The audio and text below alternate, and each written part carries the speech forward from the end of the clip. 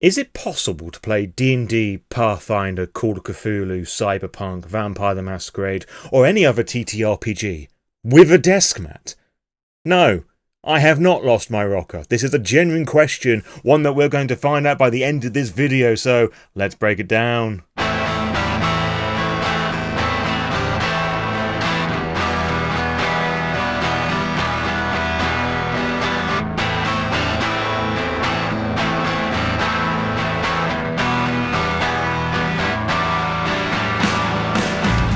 Good afternoon, good morning, good evening, or whatever time zone it is, whether you in the world, it is your Lord and Saviour, giving you an entire threesome in one video. We have an unboxing on Unpacking, as you'll soon see in just a moment. We have a TTRPG actual play, and we have a review, all bundled in one massive extravaganza of a video, because that's the sort of weird fucker that I am. And what we're going to be focusing on today is this. This is the Solo Jar, a TTRPG Deskmat, designed by my buddy Turk off the Grouch Couch, and that is a weird string of words that have just come out of my mouth, so allow me to break it down just a little bit more. Turk and his YouTube channel, The Grouch Couch, covers a whole host of solo TTRPG shenanigans, and they're really cooking at the moment. It's just really cool, the shit that they're doing, and they have a merch store, which is where this came from, which I'll leave down in the link in the description below. Well, I purchased their desk mat. They've got like a couple of D&D focused ones. They've got some t-shirts and patches and all the rest of it, but you also have this brand new solo TTRPG accessory, and of course any solo TTRPG accessory can be used with more vanilla gameplay, so that's what we're going to determine to see just how good that it is. And this isn't sponsored or anything. I have purchased this with my own money, the shipping, the postage. I've waited nearly 2 weeks to get my hands on this now, just eagerly waiting and watching the whole fucking tracking thing, just it travelling across the US of A, and then to the UK, and now finally this piece of shit is in my hands. Complimentary. So the first part of this video is going to be unwrapping it and just like looking at the whole physical structure of it, what it looks and feels like, because my understanding it is literally desk mats material. The second part of this is that we're going to be doing an actual play testing out the Solo Jar, and it's called Solo Jar because it's got like a sort of a Ouija board vibe to it. We're going to be playing a game of Vampire the Masquerade with this, because this is a Vampire the Masquerade focused channel, and I thought, fuck it, why not? The best way to test it and review it is to actually use it, so let's make a fucking actual play out of it. And we'll talk more about the game in question in just a moment, and then at the end of the video we're going to be reviewing the Solo Jar, where hopefully I'll be able to answer to you whether it's good, bad, or absolutely diabolically based. You didn't see that coming, did you? So without further ado, let's unwrap it, and if you want to get to the actual play, by all means go down into the chapters and like start watching it now, or you just want to get to the review and be done with it, by all means go and do that. But we're now going to unwrap it and see what it's like in the physical sense. And I have to be careful about how I'm showing this on the camera, because I didn't blur out my address. So hopefully I won't have to do too much post edit, so if any of it's like pixelated or blurry on screen, you know why. But I have decimated it now, so that's not going to be an issue, I don't think. Lovely stuff. Just rip that as wide as your mum on a Friday night. Oh, it feels quite nice actually, just like rubbing the tip a little bit, all sensitive and soft. That's not bad. Like, quality-wise, I was a bit cautious about that because I am autistic and there are certain textures that I will just go fuck off to. So this is not one of them, so that is good. So it means I will actually be using it for a while. Yaha! And this is what it looks like. Oh, and that was a nice little unraveling sound as well. You've actually seen more of it than I have at this point, but it kind of looks like that. And we'll go through in a moment, like all of its different bits and pieces. I'll have a picture on screen in just a moment, but let me have a fucking look at it now. That looks nice. Some of the words are a bit difficult to read because of the font choices in the focus and descriptor tables. They're just a bit thick. So perhaps a lighter font choice might be worthwhile doing if you're going to revise this at all. It's not a problem for me too much, but I could see this being like an accessibility issue in the making. So it does feel nice, it does look nice, it has printed out rather nicely. Kind of looks like that. That smells all rubbery, and it does feel like a decent mouse mat, let's put that over there, move the books out the way, and I'm going to have to rethink how I'm going to be playing with this. This is taking up a certain amount of space on the desk, which I'll put a picture up on screen for you so you get an idea about how much desk space it's going to be occupying. Obviously, your desk space may vary, but I can immediately see this being very useful in a standard TTRPG game experience. Like, you've got the games master, game screen, just like rolling that. Also great for a fucking digital thing as well, because your players are not going to be able to see what you're doing on your end, so you could just be real fucking sneaky and just roll the dice on here and determine things that way around, and just think you're doing a regular roll. But no, you're actually just checking the solo jar, the Deskmat Oracle.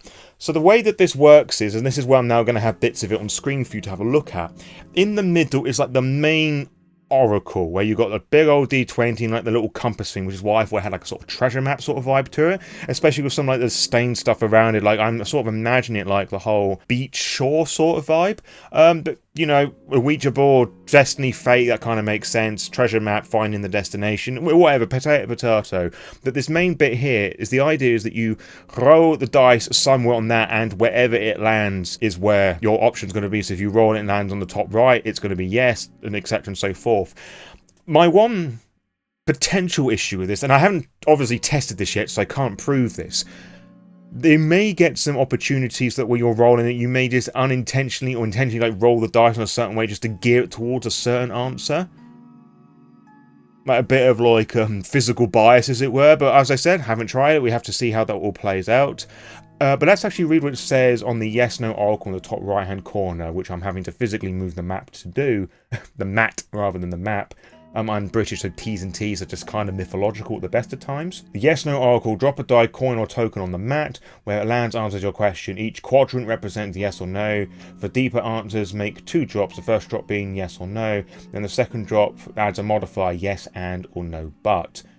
There's a bit at the bottom that says, if it rolls off the mat, add a twist to the scene and roll again. Oh, okay, that's cool. So if I just go completely over TT with a fucking roll and it just ends up somewhere. Okay, that's cool. So off the mat, it's a twist. So if I just grab a D10, because Vampire the Masquerade uses D10s, coincidentally I pulled out a red one, just roll it. It bounced off the mat a little bit. I thought it was going to land on no, but it lands on yes. Okay, let's roll that again and see where it ends up.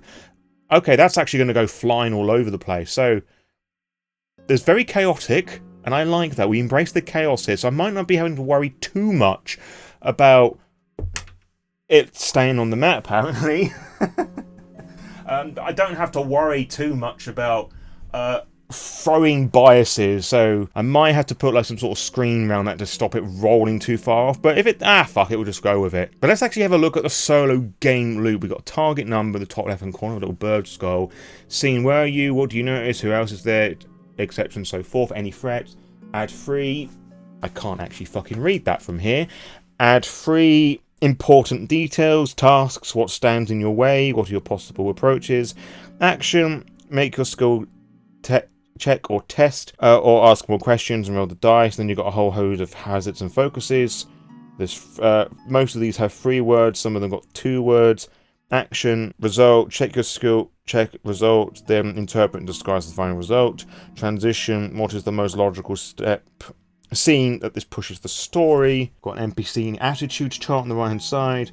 A twist focus, content, power, number, and of course this is all very vague because it depends on the TTRPG that you're playing. And then you've got 2 D100 tables, or technically speaking you've got 200 of them, because the focus and the descriptor have got 2 words each, which I think I mentioned to Turk at the time when he unveiled this that I thought was a little unusual, because typically with these things you just have 1 word. So the idea is that if you're not too sure if a particular prompt comes up, you can just use the adjacent word. But the thing I typically do, and I realise it's not 2 100, they actually group in 2, so 1 and 2 is drive and inspiration. Oh, okay, I'm a fucking idiot.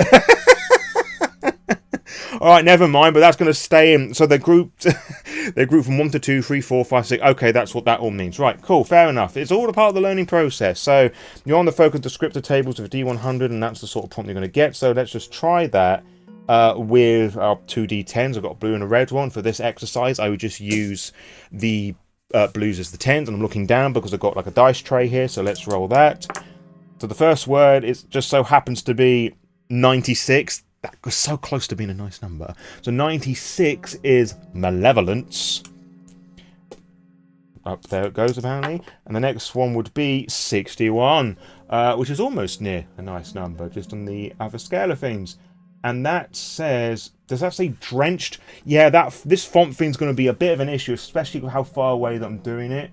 Drenched, okay, and then you got Soaked for 62, which is a lesser version of Drenched. Curious. Well, when we start playing, I might have to like move a bit closer or have the thing down here, but that impact font choice is not doing this any favours, unfortunately, unless I'm really having to lean over there. But this also has got the Chaos Rank Factor stuff, which is taken from Mythic. The Mythic GM Emulator, of course. Each new scene, lower or increase the Chaos Rank by how in control your character was in the previous scene.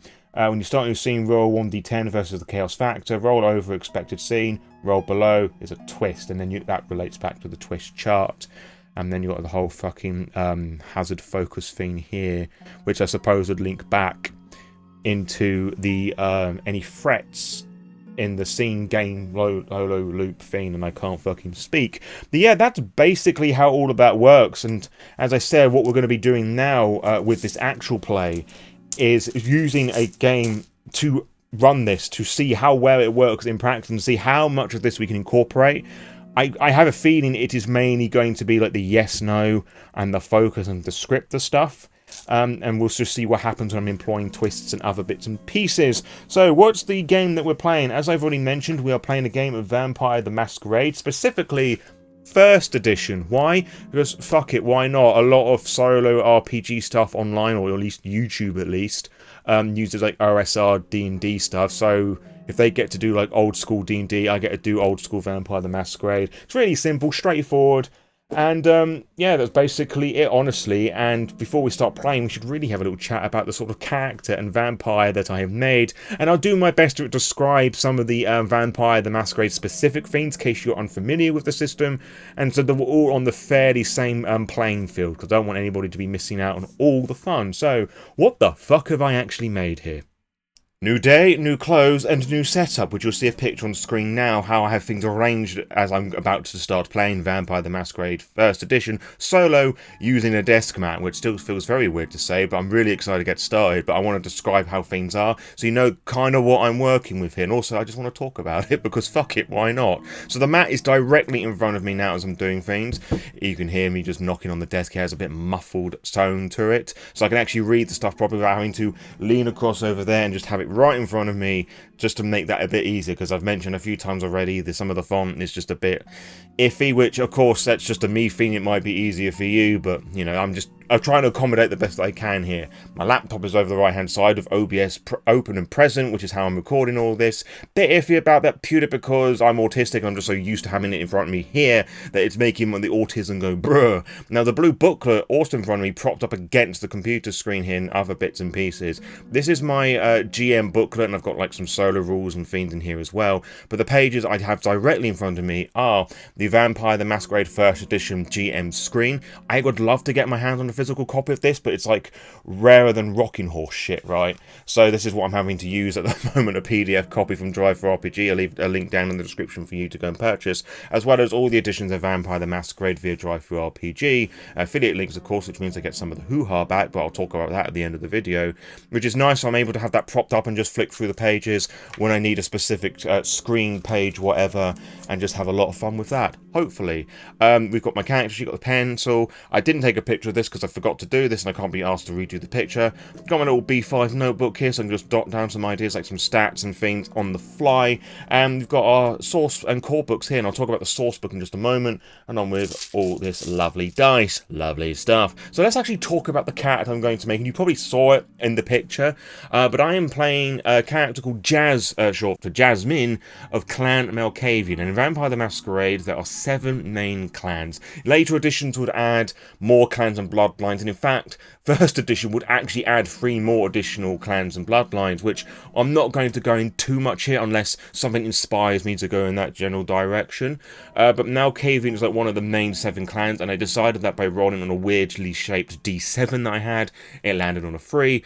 So that ended up being the Malkavians, and that's what we're going to be working with here. Now, the Malkavians are stereotypically defined by being batshit crazy lunatics, riddled with an incurable madness, which, in mechanical sense, is determined by a derangement that they can never shift, because vampires, they can frenzy if they're low on blood, or they're frightened through fire or sunlight or some other sort of stressful situation, which you can work off and work towards, well, work towards working off rather than working towards getting one, but the Malkavians have a permanent one, and the one that I've chosen here is depression for two reasons.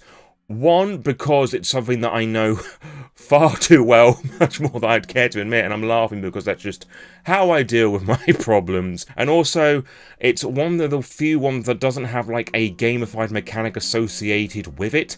And one of the more controversial things of the Malkavians is the way that people portray them, how the fiction depicts them as it's kind of offensive in like the mental health department of things, and I feel they can just do a slightly better job of just implementing my own mechanics understandings based on how it affects me, which isn't necessarily how it's going to affect anybody else who suffers from depression. So do take that with a pinch of salt. And from this depression and the clan choice, I was actually able to develop a character concept where we have a struggling, failing musician, singer-songwriter sort of thing, fairly young, like mid to early 20s, haven't really defined an age, and I can't quite be asked to do that at this point, who was embraced by a member of Clan Malkavian, because in first edition and some of the earlier ones after that, so second and third, or revised edition as it's often known, they can just embrace people for, I guess, YOLO reasons and just fuck them over that way. I mean, you find that with a lot of vampire clans, but it's mentioned specifically with Clan Malkavian. And this depression has sort of manifested itself tenfold within Jazz here. And also the fact that they are a failing musician and singer-songwriter, they're beginning to feel, oh, their whole fucking uni course is a lie, they're doing their best, they're uploading things to YouTubes, but they've got a small little community, but they want more, and now they're a vampire, it just fucking sucks ass.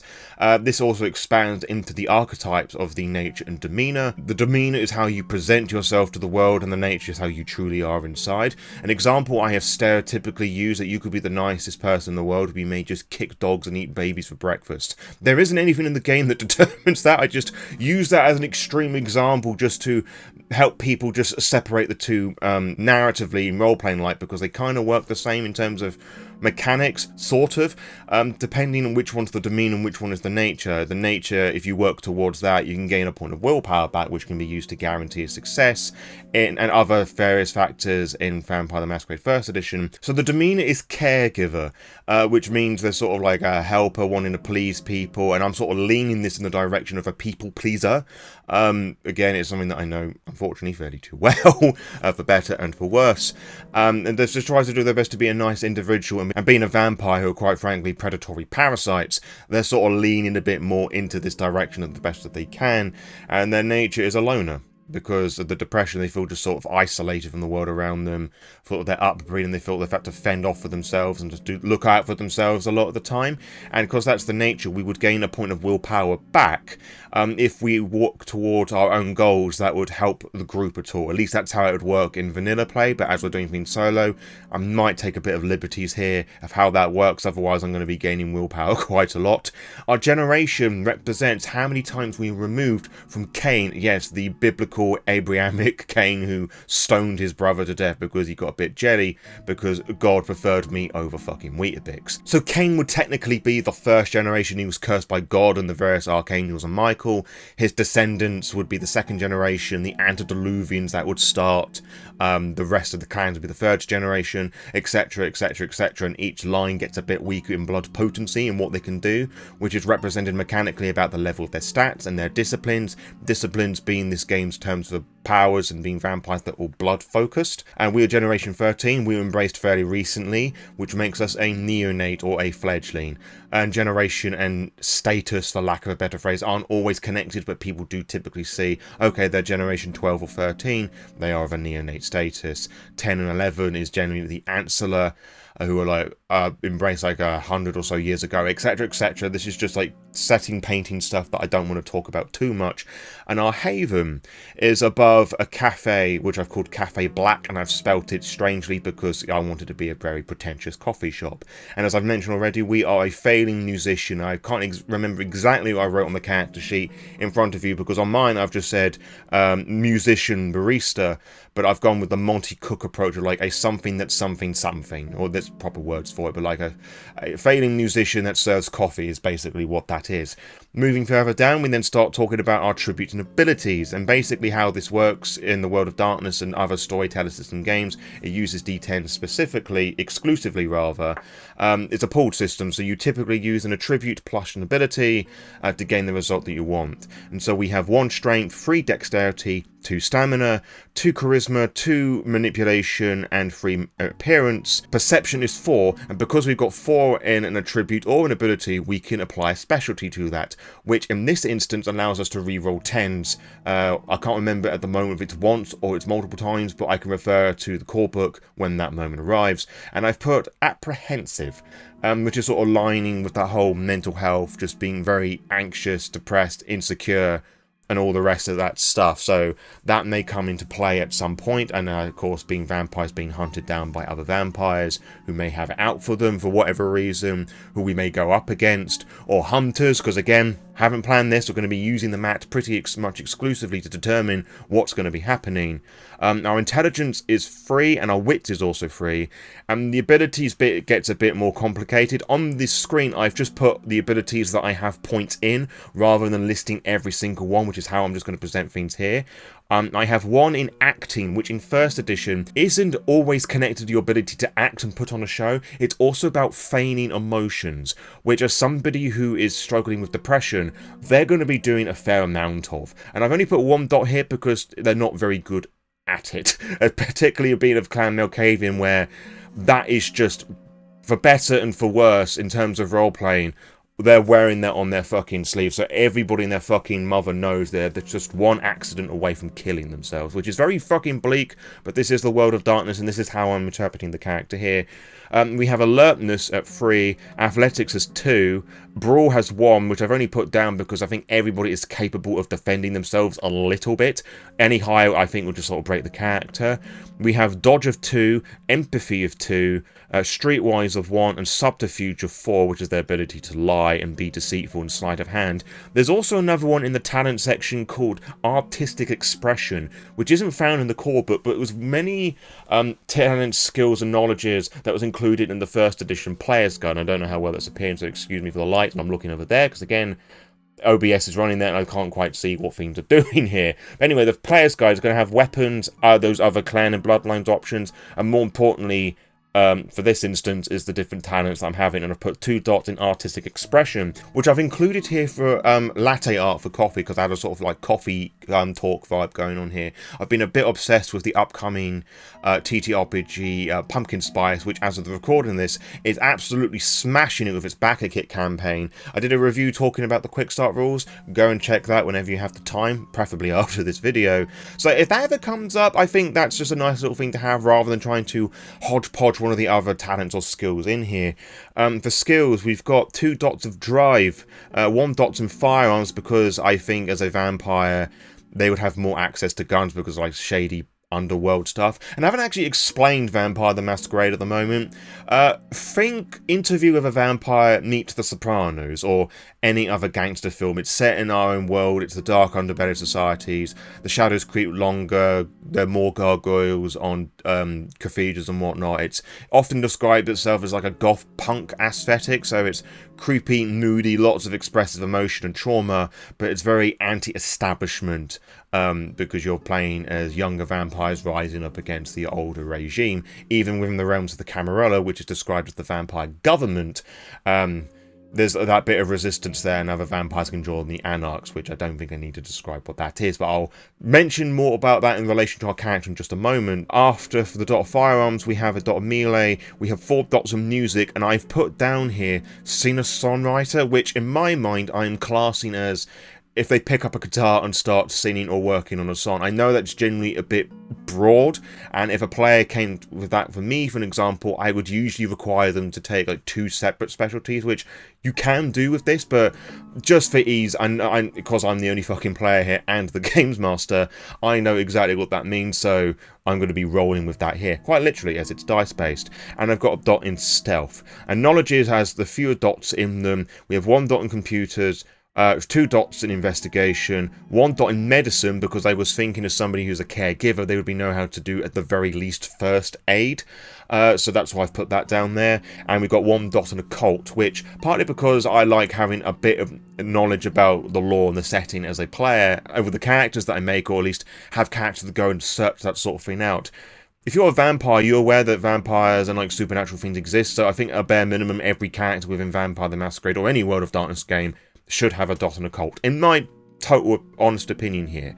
Now let's talk about the disciplines, which are supernatural powers, and vampires in Vampire the Masquerade typically start with 3. There's some other systems that you can modify where you can get 4, but that's like a later edition thing, which I'm not going to talk about, but I'm just providing context. Now the disciplines for Clan Malkavian, because each of the different clans have got their own spread of disciplines, you also get the clanless Kaitiv, or sort of like vampiric abortions where the embrace didn't go as intended, and they can have any of the disciplines available to them with permission of the games master, which in the World of Darkness has the pretentious title of Storyteller. But the Malkavians have Auspex, which is of a supernatural foresight sort of thing, and heightened senses is like the other main thing as well, and I've put 2 dots in that. Now Malkavians in 1st edition have Dominate, which is a supernatural controlling of people with spoken word that you utter a command and they'll do the thing that you want them to do. You can also get them to forget certain memories, etc. and so forth. I haven't put any dots in here, which might seem a bit confusing to some people, but I don't think this works for the character for who they are as a depressive, caregiving loner.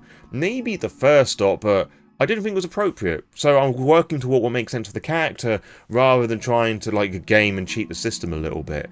And then I have 2 dots in Obfuscate. Now when you're making a character you start with 3, but with experience points you can add a additional freebie points, as they're called, by spending a certain number of points for that particular attribute. And in this case, I had put 2 dots on Auspex and 1 on Obfuscate, and then I bumped that up to 2 when I was doing the freebie points. And as we will find out pretty quickly, Obfuscate in 1st edition is a fucking mess.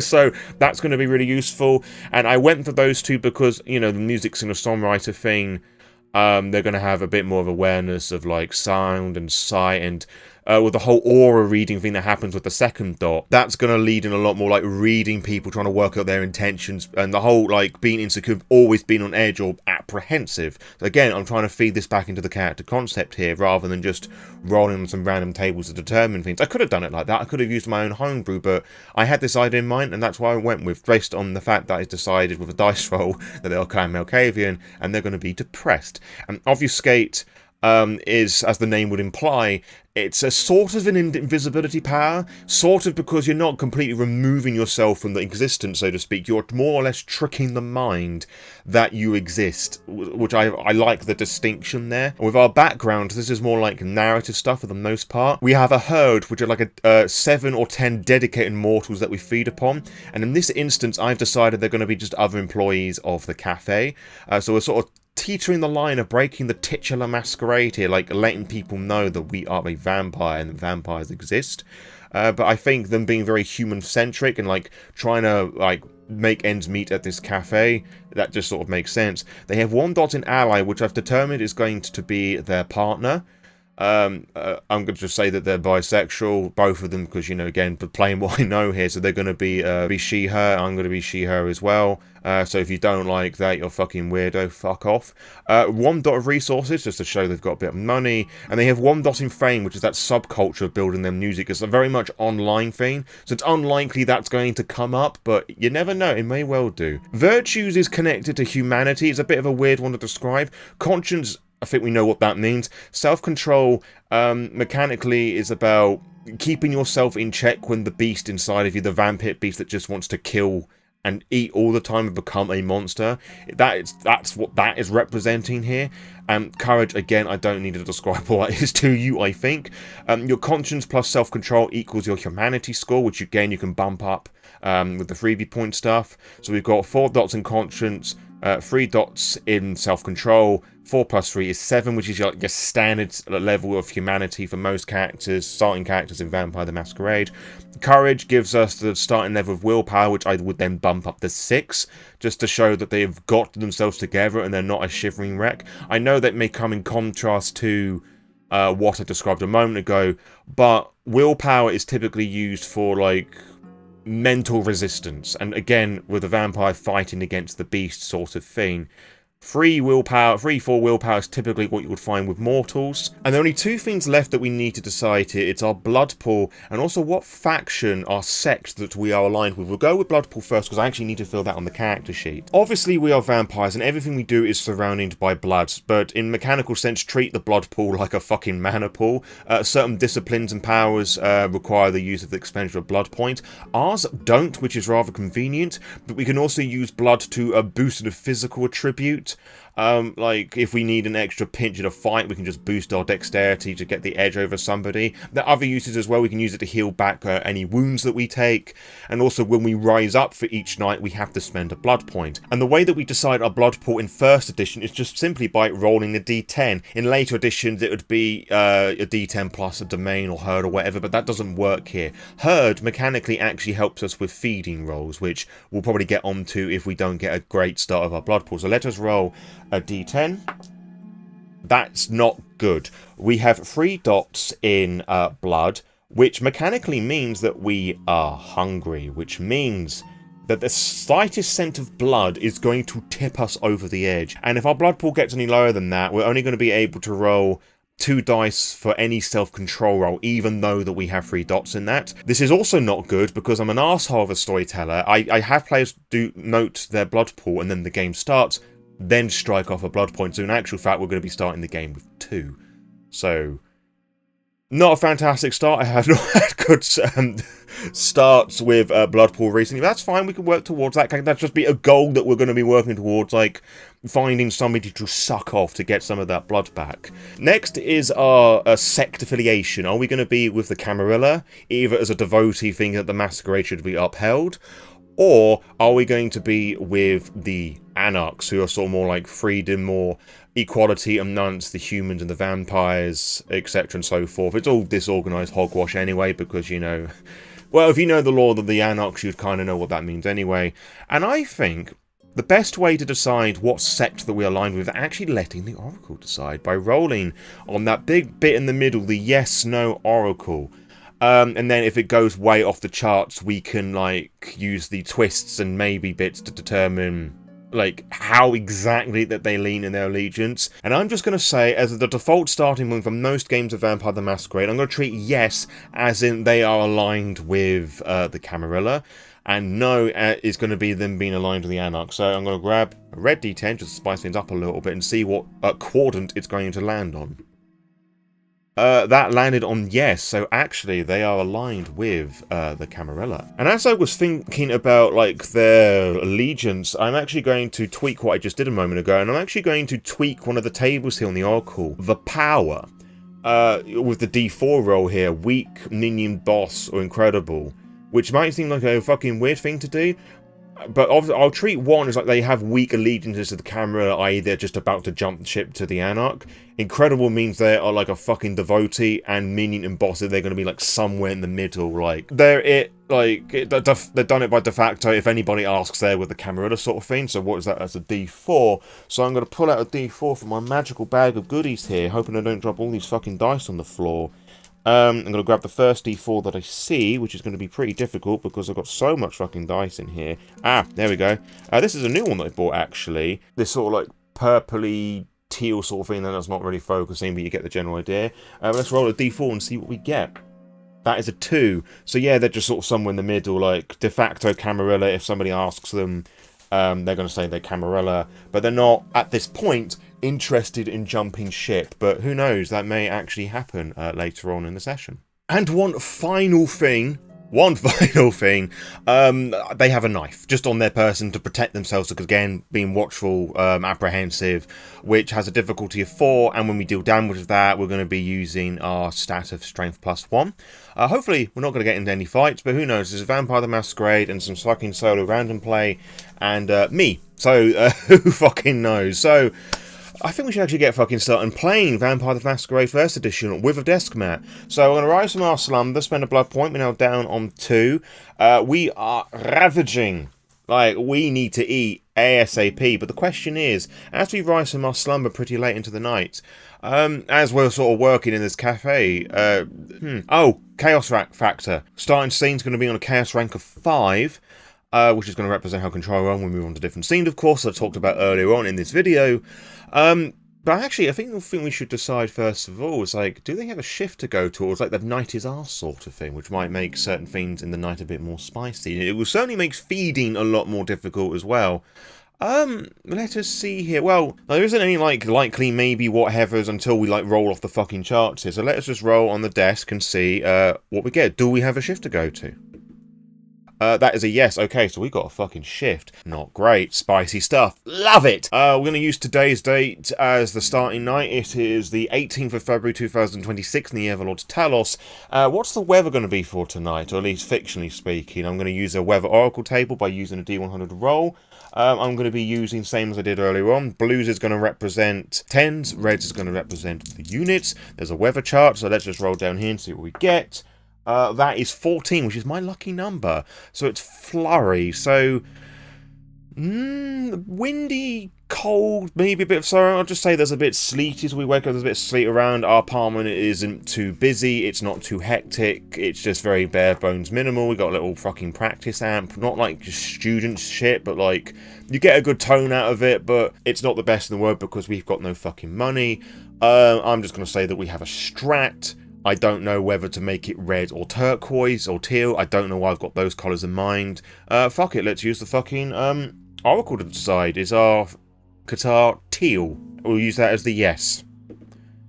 Okay, that didn't hit, but that's kind of tipping on the mat and the desk on no. So in actual fact, as that kind of rolled off the mat, it adds a twist to the scene and drop again, so I'm guessing it's going to ask me to roll again. So in that case, the twist, what would that be? Well, there's the twist chart. Interesting. Okay, let's just use the twist chart here before we use the descriptors. Okay, we've just woken up and we're having whole fucking weird wacky shit thrown at us. Fucking A. What's the first D6 I can find? We'll use this one from the fucking Avatar game. I don't own the game, it's just free RPG last year. There was just like a load of fucking dice, I just nabbed them. So D6, what's the twist change? 1 to 6. 1. Very negative. How could it be very negative if, like, no, it is not teal? So it's red, but the very negative thing is that it's broken. Something bad has happened to this guitar and it needs to be repaired, but we just don't have the money for it. Maybe that's the result of us, like, entering a frenzy. Oh, I know what that could be. That could just be from the previous night that we were just so obsessed about writing this song, you know, ignoring how we made a mistake. We sort of went into this frenzy and just, like, threw the thing across the fucking room. And because we have the vampire, there's a bit more of a strength involved here. And it's now, like, the neck snapped, the strings aren't in use. It's a fucking mess, and we feel real fucking shit about that. On top of everything else, and the one thing that's keeping us grounded in this world of darkness, it's just become a whole lot fucking darker. Yeah. I'm gonna leave that D6 out for further rolls. I'm gonna leave that D4 back out as well. So great. So we've got a shift to go to. We've got to get some more money, you know, do our thing. But with, like, just seeing the guitar that's just sitting over there, all those memories are coming back to us, and we're not feeling great. Feeling pretty upset, pretty angry still. If I was the games master for a regular group and the player was just going through all those fucking emotions, I would ask them to make a fucking self-control roll here to see if they go into a fucking frenzy again. Because frenzy, again, is it's like the vampire losing control. It's to do with, like, bad emotions that can have, being humiliated, angry, which is one of the things that's actually mentioned here. They're in danger, via sunlight or fire, or when they're hungry, which they are here, or they smell blood, Right, and we're going to specifically use the character is angered, which has a difficulty of 5. We have to roll self-control with that, and if we fail, we gain another derangement and look up in the core book where it says rage, because there's madness, rage, and terror. Yeah, so what we do here, we only need 1 success, difficulty 5. You know what? Because this is also contributing to our depression, I'm actually going to make this difficulty of 6. So, but we can only roll 2 now because our blood pool's at 2. Difficulty 6, so that's not ideal. We only need 1 success. It's not the end of the world, but it's basically... It's not great. It could be worse, I guess.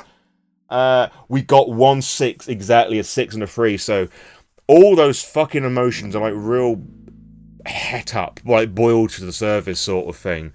But we're just barely able to contain ourselves. And we couldn't use a will, and I just want to clarify, I can't use a willpower here to prevent that sort of a roll.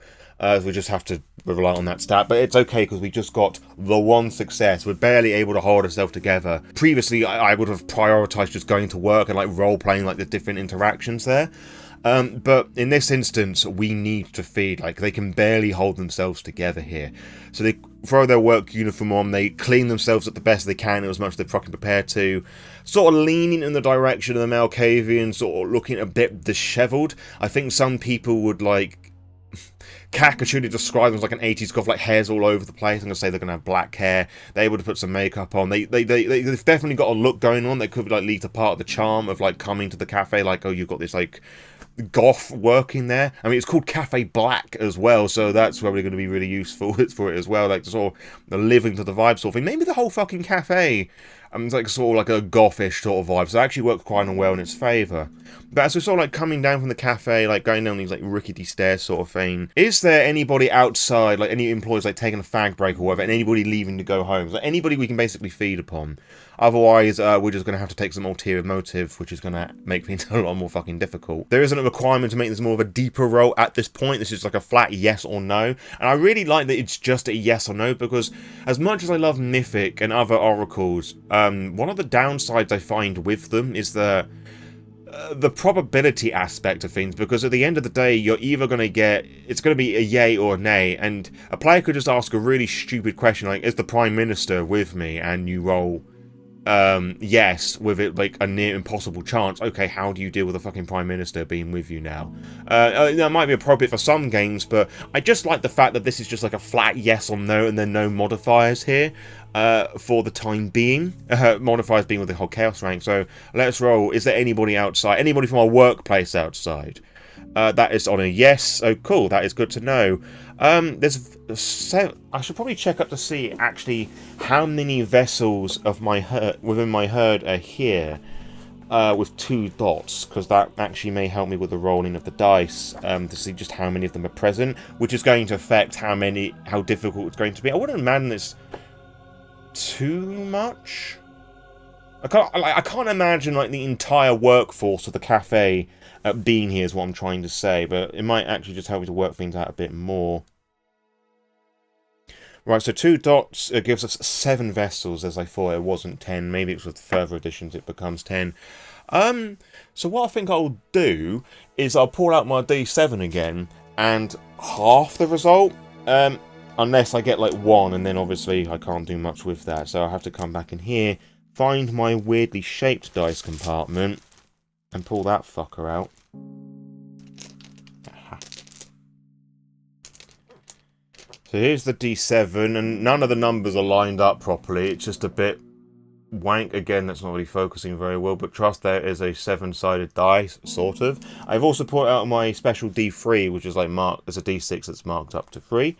Because that tends to be really useful in these situations. So I'm going to roll my D7, half the result, and see what we get. Obviously, rounding down numbers, because you can't have half a person here without ripping them apart. So that's 5, so that half that is 2.5. Round down is 2, which makes sense. So there's a couple of people out here. Not great, because we don't have like the means of like feeding on one person and getting somebody to forget. So what we're going to do, we are just going to go down... using Vanish. Now, this doesn't require any blood points to use. This is the 2nd dot of Obfuscate. This allows us to turn completely invisible, providing that we don't make too much noise and draw attention to ourselves, basically. For a 2nd dot power, this is fucking ridiculous. So we're gonna go down, you know, sneaking down these stairs. Like, actually, I'm gonna make a stealth roll here. There's a specific roll I actually have to make because these are metal steps. This might make a bit of noise, and with the luck that we're having, I feel that this could cause some interesting interaction. Especially if we just appear in front of them, so, oh, I didn't see you there. Or worse. So what we do, we roll appearance plus stealth, and then we roll against the intelligence and alertness of the individual. But obviously, I don't have any stats prepared, so, and as this is just a D10 related thing, I'm just going to grab a handful of D10s and just make up something here. So I'll do myself first. Not like that, calm down.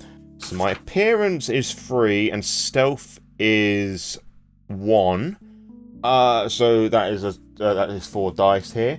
Difficulty by default is 6, so we're looking for 6s and higher. That is 2 successes. We've got an 8 and a 10. That's absolutely fine. There's no specialty involved here, so that 10 does not explode. And honestly, I'm just going to use the same dice pool for these individuals. I roll it for, as we said, there's 2. I'll roll it twice, 1 per person. We only need 1 of them to see me. Hopefully they don't, but you never know. So that is 1 success. So we sort of treat that as like a disturbance in the force sort of thing. But they don't. That 1 person doesn't see us, so drop that. Doesn't count. And the other one is okay. So they rolled a 9 and a 1, and if we roll 1s, we're either NPCs or characters. 1s cancel out successes. So in actual fact, they don't get any successes. So. I imagine that the 2 of them are just having their fad breakers. They're just like chatting off, like to go home, or maybe one's coming and one's going in, and like one was like looking around, and like, "What are you looking at, mate?" It's like, "Oh, that's just from being watched." Interesting question. Now, is the one who feels they're being watched is the one that's entering or the one that's leaving? Because if the one that's leaving, that might actually help us a little bit here. Yeah, let's do that. Is this the watched one leaving? And we'll treat that as a yes. Fuck, no. Okay, so they're the one that entering the cafe, so it's the one that doesn't feel that they're being watched. Actually, that makes things a bit easier now I think about it, because they're not going to be on edge as much. So they don't suspect anything, so actually works quite well in our favour, actually. So they're having a bit of a chit-chat. I'm not going to focus too much on just catching up office stuff, like office work stuff. I maybe want to meet up on the weekend for a little this, that, and there. Actually, let's do focus on a little bit, because I haven't actually used the focus and descriptor tables. Let's focus on the focus table. So, D100 roll, let's see what we get here. We got 56, which gives us our... Oh, not, I can't read. See, I read the 58 as 56. So 56 is automaton, I believe that says. Automaton, is there a note? Yeah, automaton. Doesn't make it that much easier to read, unfortunately. But then again, I will say that as I'm leaning over here, the shadow of my head is just casting directly over the fucking thing, so that doesn't help. I mean, fuck you. The light's there, by the way. So we got automaton, or automaton, or what the fucking word's pronounced, and 58, which is still. Okay, real fucking nerdy thing. I think they're talking about, assembling, Gundams or whatever. Miniatures sort of things, like the roles rule. I don't know much about it, so I'm not going to roleplay the interaction, but I think these two are just a bunch of nerds, a duo of nerds, just talking about Gundam mech stuff, maybe talking about coming over, working on things together, etc. and so forth. Maybe it's like for the next game of the Lancer RPG, that's what I think that's going to be. Actually, but still, I'm going to say it's they're assembling some sort of mech, so they talk about that a little bit. I'm just all standing around, waiting for them to go about their business, me feeling fucking miserable because they have a life and I don't, and they never ask me to go out anything. Obviously referring to myself as the character here, really just getting into the whole fucking depression vibe, I guess. I imagine that Jazz is sort of against the wall, just underneath the stair railing, just to heighten the fact that they are not being seen. Because again, obfuscate isn't a complete invisibility, it's an invisibility from the mind's eye. So under the railing, which is a bit darker, and just watching them, and one of them says, one that goes into the shop, or the cafe rather, sort of you feel like being watched, and they just sort of part their separate ways. And then as he goes into the shop, the other one is going to walk off, and this is where that we're going to go off and hunt. Now, I'm going to use the hunt table here just to give us an idea of the difficulty rating, for which there are 5 of the bastards to be working with. Slum, lower class, healthy, patrolled, suburb, or downtown. The 5 results here.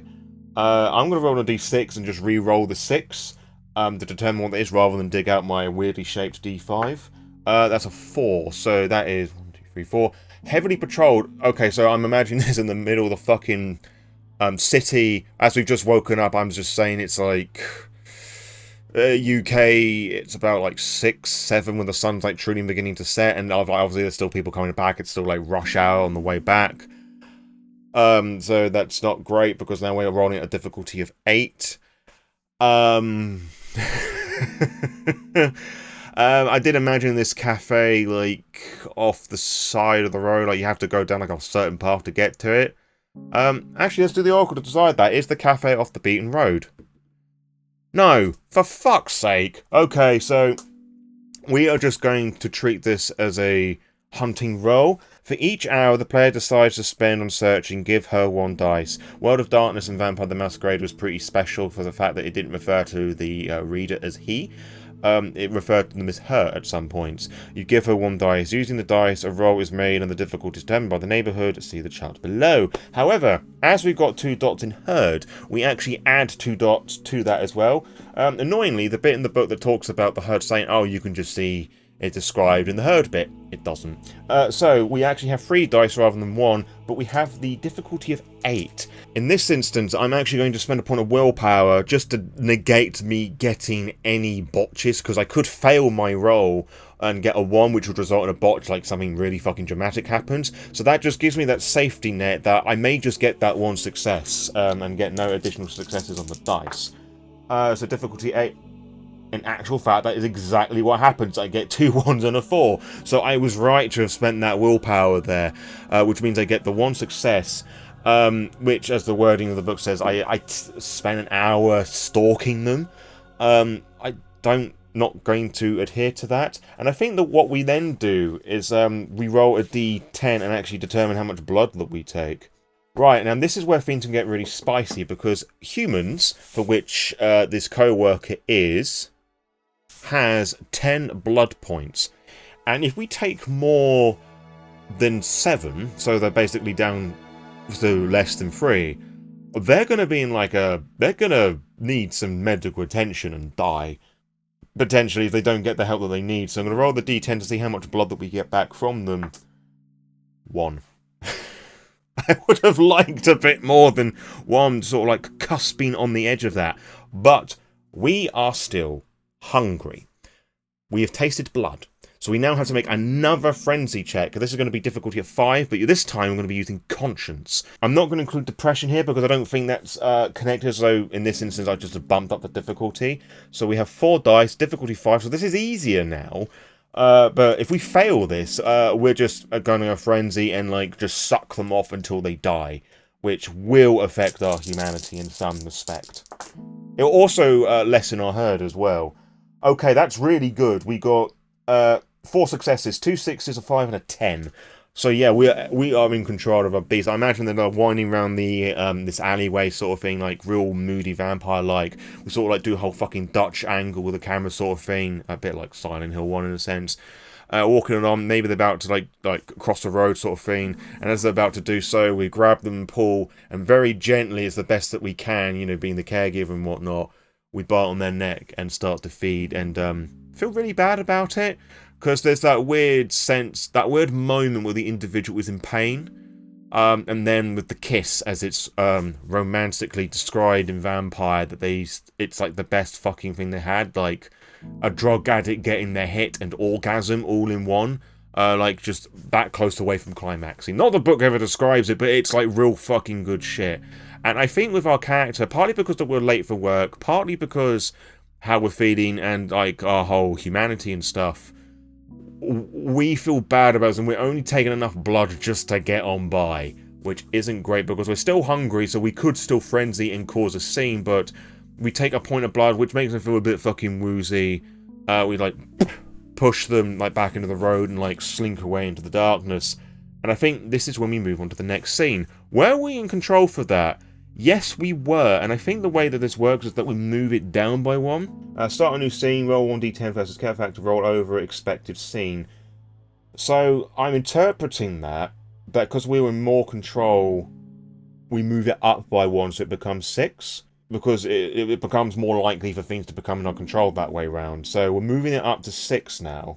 Actually, we're going to move it up to 6 once we've rolled for the chaos factor. So basically, 6 or higher, it's going to be an expected scene. When it's below that, there's going to be a twist to highlight that we're not in control. 6.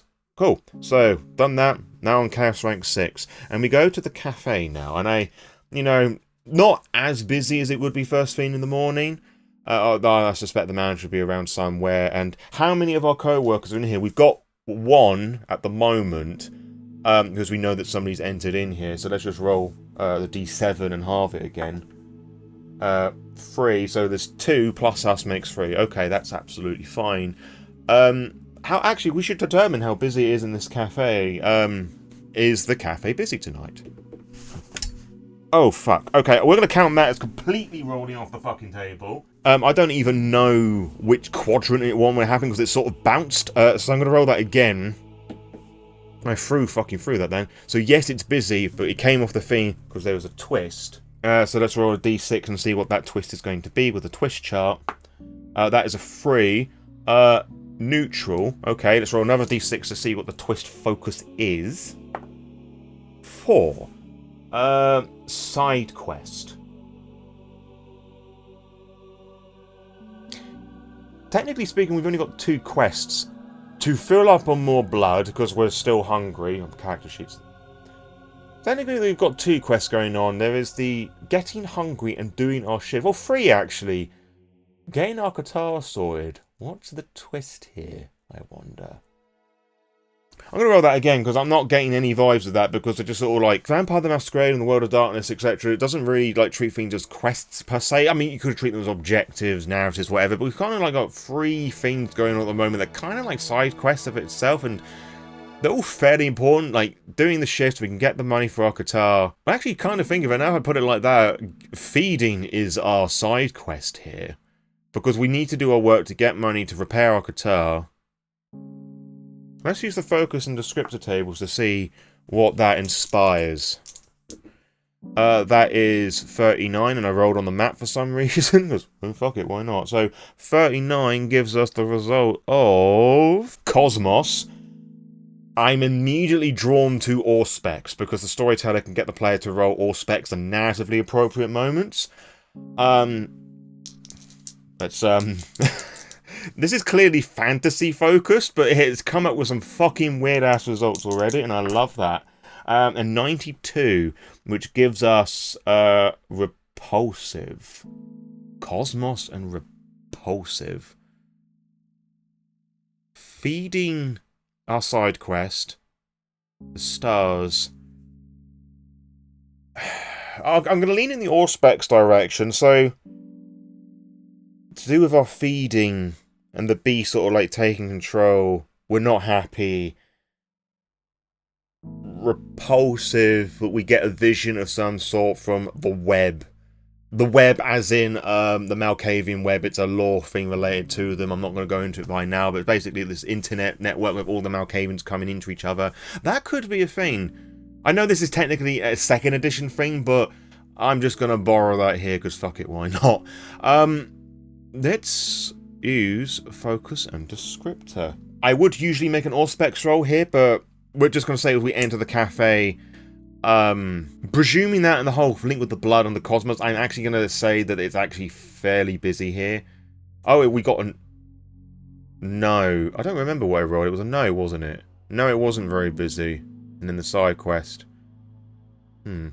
Okay, so anyway, we're on the focus and table thing. We'll say that it's not very busy. I'm retconning myself, potentially. So that is 60, which gives us the number of objective. And 61, which gives us drenched. That's the 2nd time this video has come up. Objective and drenched. Oh, I don't like this. As we're talking about blood, I am literally envisioning that we'd like step through into this cafe, or maybe it doesn't happen immediately, that we're working with this thing like serving drinks or whatever, noises and whatever, like maybe it starts off a bit busy and it becomes less busy over time. There we go, retconning the retcon. And we're probably pouring like coffee for somebody, out of like this coffee machine or whatever, and it begins to pour, and coffee turns into blood. We sort of take a little step back. We look at the mug. It's red. We look at the person that we're giving it to, and our like fellow co-workers, and we're just sort of like, they're bleeding from their forehead, their eyes, their nostrils, and like this requires another frenzy check, I think. There's this sort of weird fucking Auspex vision, which may lead into whatever the fuck our main quest is going to be. This isn't great. So we're doing it on the sight of blood, because that's the one that I saw first. It's conscience roll, difficulty 4 again. Let's just see what we get. We need to get 4 and higher. We only need 1 success. Can't use willpower. We got 3 successes, which is fine. We're just able like to snap ourselves back into place and just like blink like weirdly, and like one of our co-workers are gonna hand them like, enjoy, pay, you know, all the rest of it. One of our co-workers is going to tap us on the shoulder, and we just like jump. It's like, Jazz, are you alright? Like, you've been really fucking weird all night. And obviously they're doing it in a hushed tone, not to swear in front of the customers, and like, yeah, sorry, I was just haven't slept well, just not really with it today. It's like, yeah, you haven't been sleeping well, you've been really weird recently, like, you know, get the fucking sack if you don't pull your shit together. Like, come on, like, pull yourself together. Like, just real unsympathetic, like, just not making Jazz feel very good at all, sort of like clutching themselves. And I imagine with all this going on, they just get a little whiff of the blood, as it were. And as we're employing like the Malkavian cobweb here, that's the thing I was looking for, the name rather than the web. I do not remember the proper role that's for it, because in a book somewhere, and I can't be asked to pull out a fucking huge ass book to determine that. I'm just going to make an Auspex roll. A perception and Auspex roll is the one I'm going to do, you know, perceiving the sights. And I'm going to include my specialty of apprehensive here. And yes, if we roll a 10, we keep rolling until we stop rolling 10s. Yeah, that's how I'm treating it, because they're free uses for specialties, and that's just the easiest to fucking remember. So this is actually a fairly chunky pool for me. So that's 4 for perception and 2 for Auspex. So a pool of 6. What is the difficulty rating? Because that came to us quite strongly. I'm going to roll a d10 to determine that, because funny enough, they align with the d10s rather nicely. 7, so it's a bit stronger. So somebody wants us to get in touch with them, so to speak, but we're going to have to work for it, potentially. I'm seeing this as a fairly important thing to do, so again, I'm going to spend a point of willpower to gain myself that 1 success. I'm going to roll perception and Auspex to try and work out who's getting in touch. Beaten 7, so we got 1, 2, 3 successes, 4 successes, including the willpower. So it's a bit quieter. There's no customers around. We just sort of like stand in the like back a little bit, arms crossed, like feeling scared. 3rd fucking time we have fought back a frenzy this evening, so we're not having a good day at all. But what do we see? Because the way I literally think of it is that we close our eye and are bloody red, like our vision turns like these different strands of the Malkavian cobweb spanning back from the spiritual entity of Malkav, the Malkavian founder. I have to say, I was not expecting it to get too much on the fucking lore here. I was expecting a very grounded actual play experience here, but fuck it. This is the nature of randomness. I love that. So yeah, let's make the fucking oracle table roll shit. That is 55. That is construct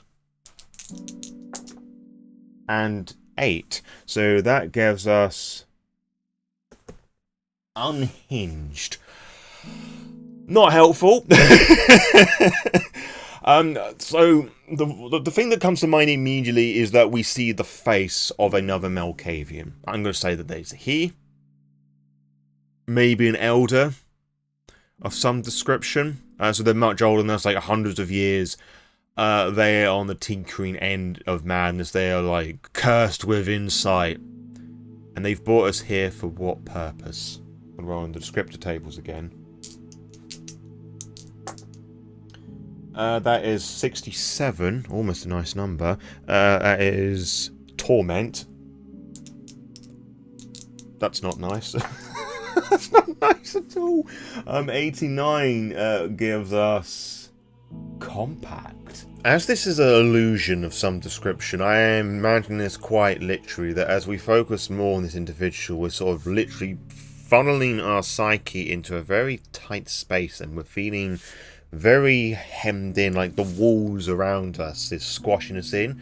And obviously, being this is a metaphysical space, it is squashing us literally, and we're having to stand real fucking close like that, because obviously we're looking into the face of something we're really fearful of, and whoever is like manipulating this space around us and our senses, probably with some very powerful levels of Auspex here, on top of the whole fucking cobweb thing, this network of Malkavians, it's preventing us from leaving.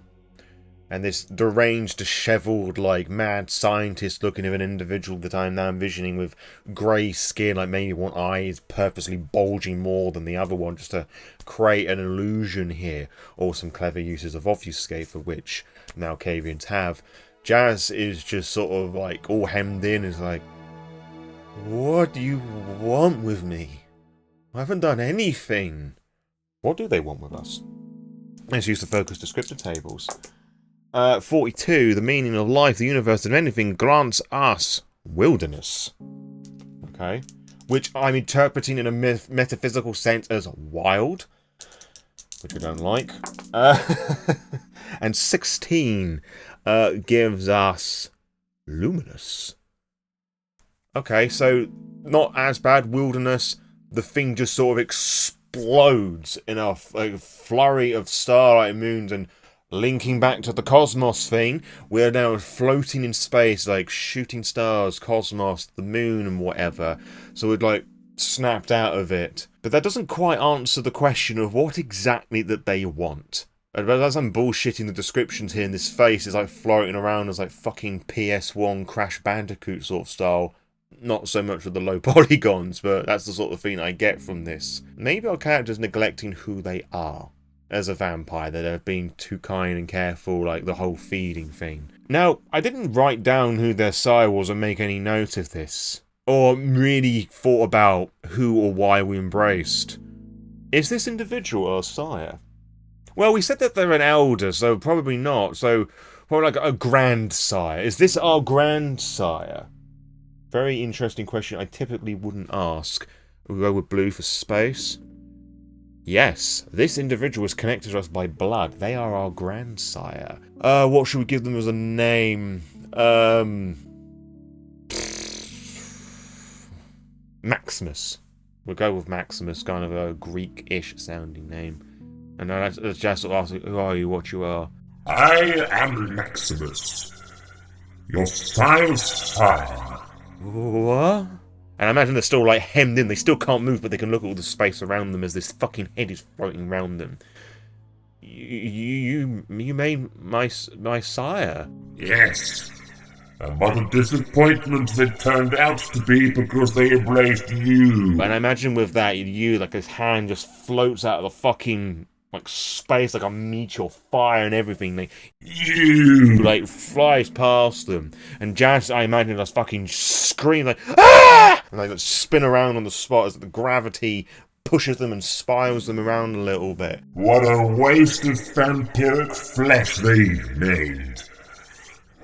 Little crybaby. Is our sire alive? I wonder. I'm kind of getting the impression that they're not, but let's roll it and see what happens. Oh, fuck off. It's rolled off the table again. Okay. Right, so we roll again and come up with a twist. Yes, they are dead. What is the twist? Roll a d6. Bibbidi bobbidi boom. 1 very positive. Interesting. We won't throw on the focus because it's surrounding an NPC. So, obviously, we are glad that our sire is dead, because we don't have them controlling us. Because usually with vampire society, the sire rules their child like it's their property, essentially. So our sire's dead, so we have this bit of freedom, only now we don't, because our grandsire has now come up to pick up the slack. So it's not very... Oh, it was a 1. That actually says very negative. I can't fucking read. And that's just me not being able to read rather than reading incorrectly because of the font or anything. So yeah, great for us, very positive, but very negative because now our grandsire is wanting to claim dominion over us. And it's just sort of this metaphysical sense. I'm beginning to get the idea of what they want. Maybe our grandsire is in torpor and they want us to go and rescue them. Is that what they want? I'm actually going to roll twice here, or with 2d10, to try and build up a more meaningful response here. Is that how that works? We'll do the blue one just to keep things in line. This is really a question in two parts. Like, is our sire in torpor, which means they are in a supernatural slumber because they've exhausted their health, or they are lacking blood, or something to that level, or they could have been put in there for other supernatural reasons, I suppose. Is our sire in torpor? Our grandsire, rather, are they in torpor? No. Okay. Question part 2. Are we to go and rescue them, or are we to go and meet them? We'll say yes as to go and rescue them. That's a yes, so we're going to go and rescue them. But as it rolled off the thing, we need to make a separate roll, which I'm just going to use with the red d10, because fuck it, why not? To add a modifier. Yes, we need to rescue them. Yes, and escort them to the prince of the city. Let's say. Why? Why are they being sent to the prince? The prince, I should mention, is like the de facto ruler of a Camarilla domain of a city. Like the figurehead of a government, a dictator, fascist tyranny, and they've all got different ways of handling the masquerade. That's basically what the prince do. They are typically seen as the elders, they're the one with the most influence, but I'm kind of get the impression that our grandsire is significantly more powerful. So we are going to go and go and escort them to the prince. Why? Is it to deliver a message, or is it just the simple act of, this is my grandsire, I request to hold dominion over them? Sort of thing. I would like it if it's just to introduce themselves to them and just show the connection by blood. But who knows what the fucking dice roll. So let's roll our d10 and see. We'll treat yes as just to introduce themselves to the prince. And they're just using us as a try and have a bit of control over us. That is a yes, so they're going to go and just to go and introduce themselves to the prince, and they just need a fucking escort. And they decided to do this by the most traumatic means possible, invading them with powerful levels of Auspex, and obfuscate to prepare themselves as grandiose as they are. I have returned to this city after many, many years. So I'm actually going to roll D100 to determine how many years that would be. 39. Fair enough. We'll make it 40. No, it's Malkavian. It's going to be exact. It has been 39 years since I stepped foot into the city. Why? Not necessarily because they will get told. We'll work out if they tell us this. But why have they been away from the city? That is 88, two fat ladies. I don't know much bingo lingo, so that rhymed. So you're not going to get much of those. So 88 is tomorrow. That second O looks like a fucking P. So tomorrow. That sounds pretty urgent. And 53, which is fresh. Tomorrow and fresh.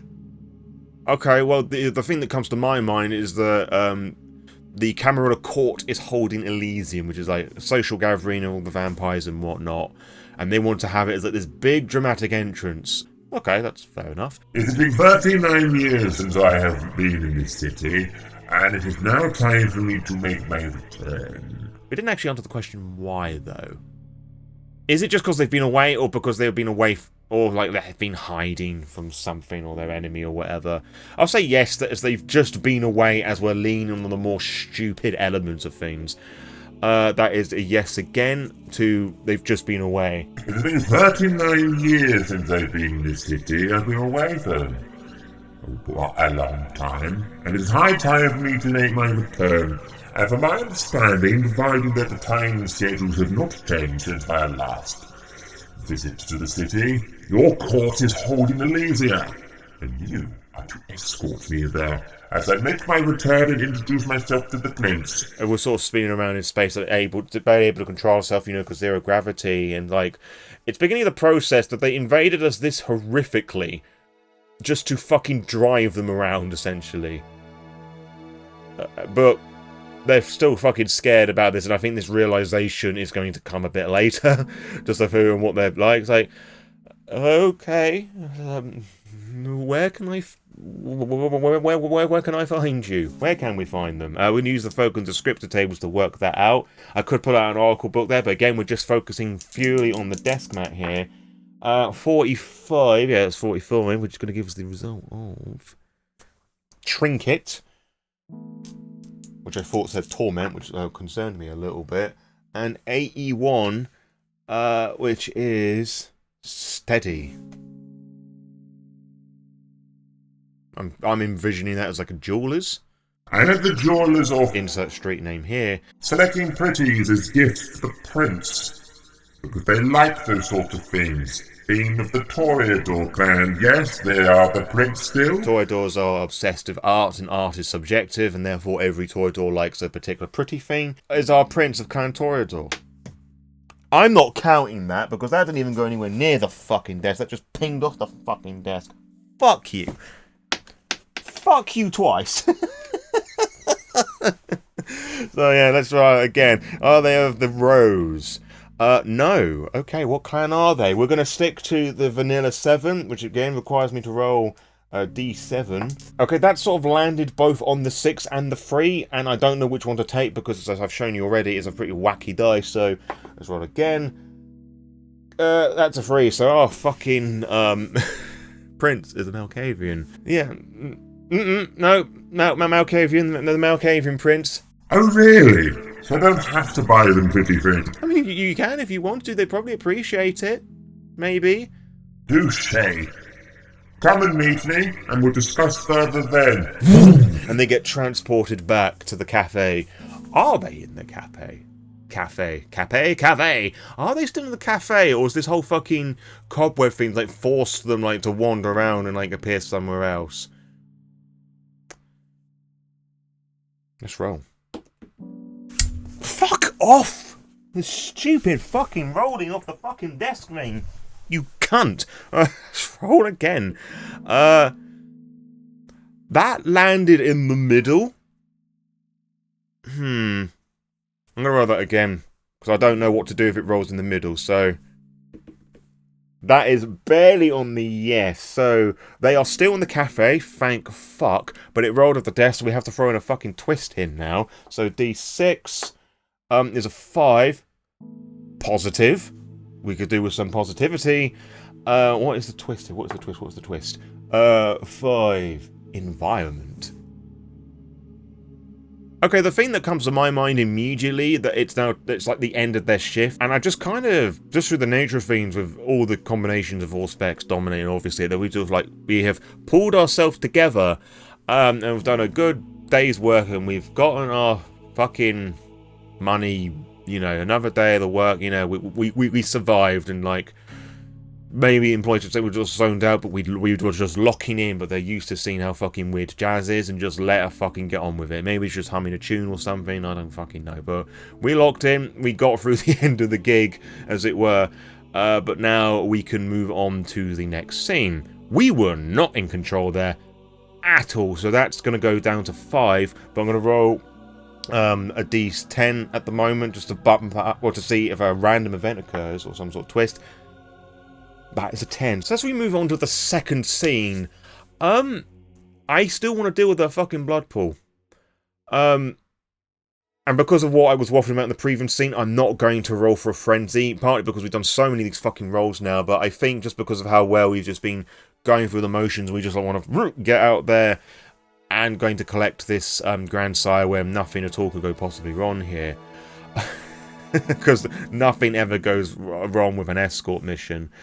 I am thinking that it might be worth just to go and have a little sucky before we go and do that, just to be a bit more in fucking control.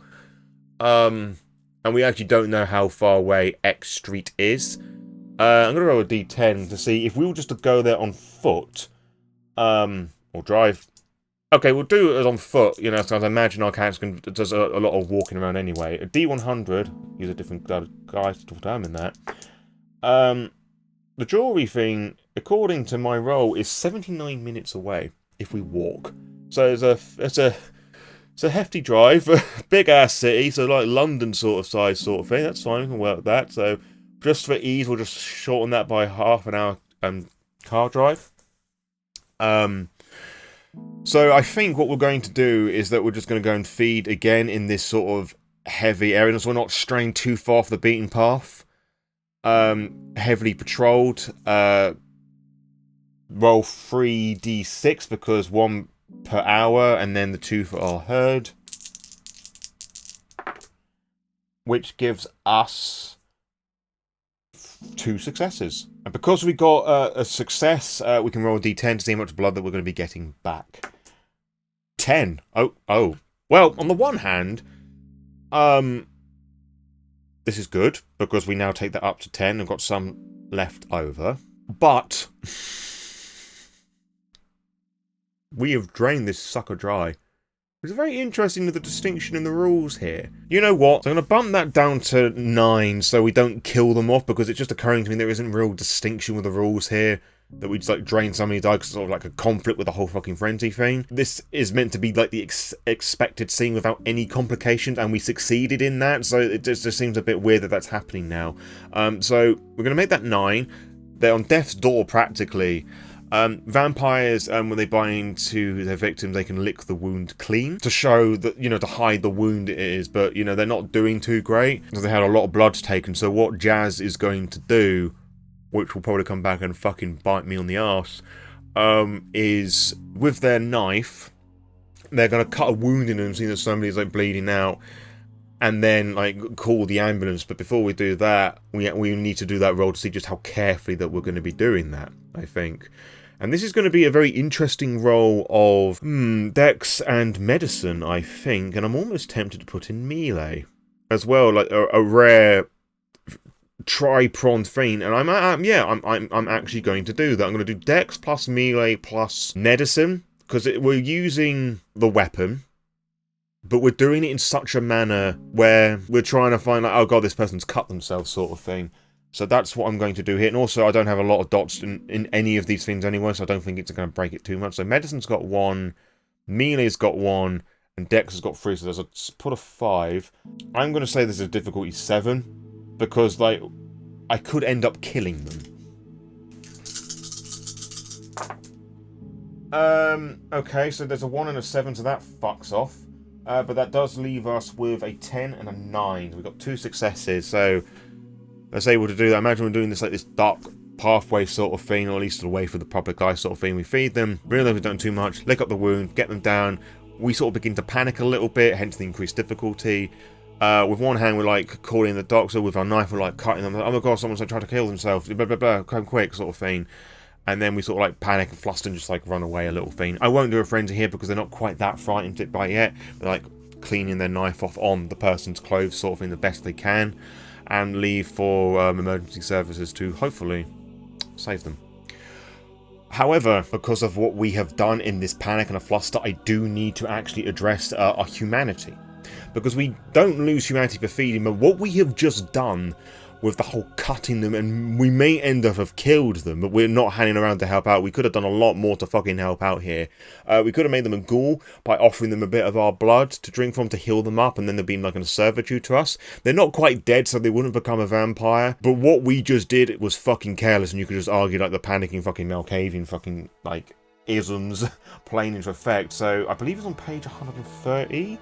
The hierarchy of sin. So we are humanity 7, and basically if we break like the suggested hierarchy of sins, we have to roll on one of our virtues to determine whether our humanity goes down, and the difficulty is going to be 6. Humanity ranking of 8, like shoplifting, like we don't have to worry about like losing our humanity for that, because that's 8 and we're on 7.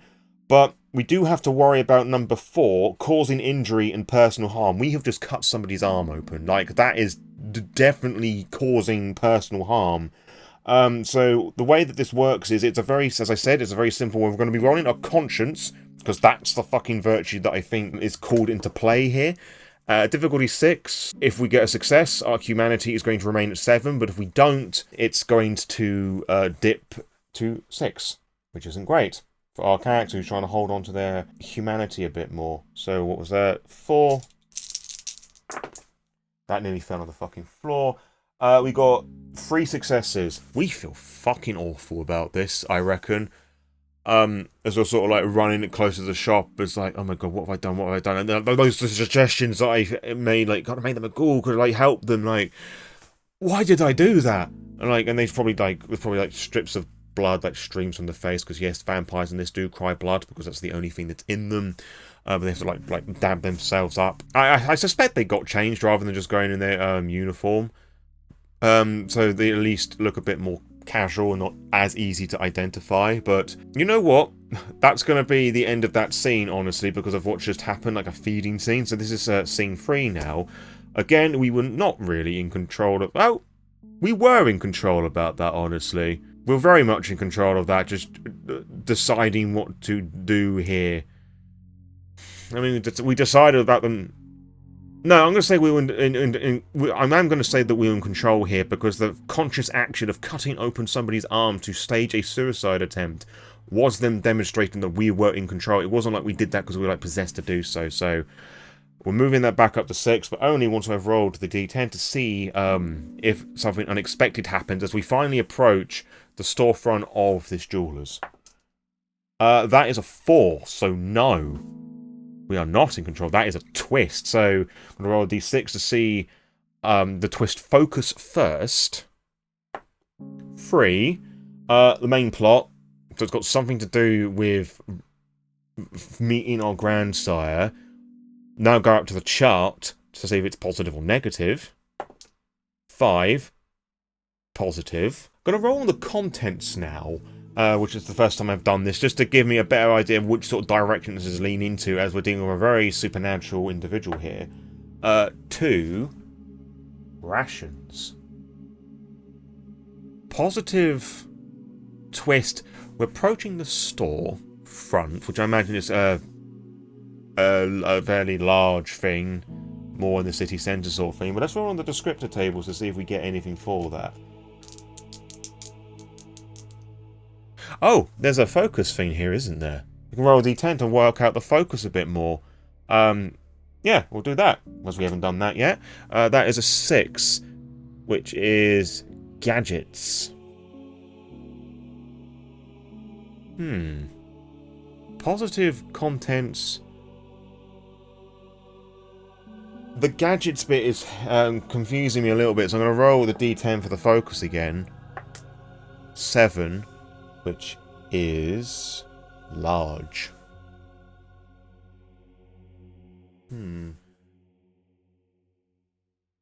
So, really struggling with this one because of how abstract everything seems to be. I imagine that our grandsire appears to us literally by the front door rather than expecting us to go and have a look around him. And it appears so suddenly that it frightens us like a ghost. Like he even says that you look like you've seen a ghost sort of thing. I think that could just be the simple twist because I was just expecting to go and look for him or him to be difficult or to test us a little bit, although he's very clearly not happy with us still. So I imagine he's like paying us with compliments and trying to be nice about things and like etc and so forth. So I think it's only natural for our character to feel that our grandsire is a little sussy-wussy for Elysia tomorrow. So we're actually... Well, first of all, is this all a facade made by the grandsire, or is it literally just a fucking mood swing? No, this is not a facade. No, they're genuine.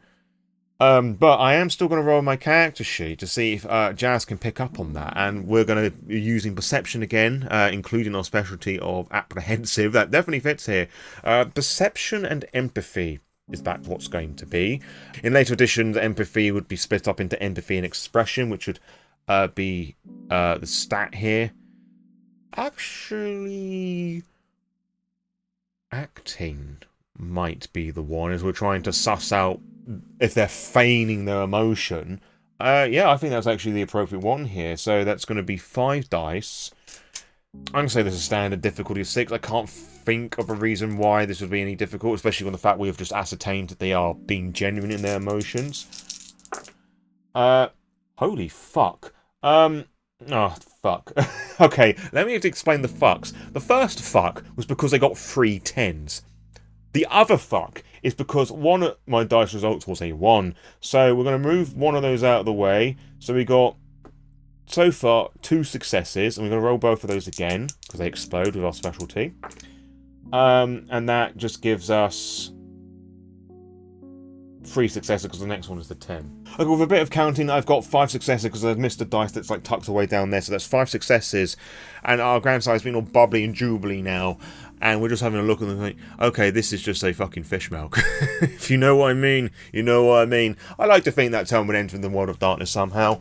But whatever the equivalent of that would be, like, okay, they're just fucking batshit. They're just talking about this and that, about how the city's changed, and at the same time it hasn't changed. And it's like, do you have a place to stay? Because there really isn't a lot of room in my apartment. And the grandsire just sort of like turn a little bit down, and then, do they have a space to stay? Because I suspect part of this arrangement is for them to literally look after them for the rest of the night. So does our grandsire Maximus have a place to stay? That's kind of on the line of yes and no, but that is a little bit more on no. So they're looking down on them, like, no.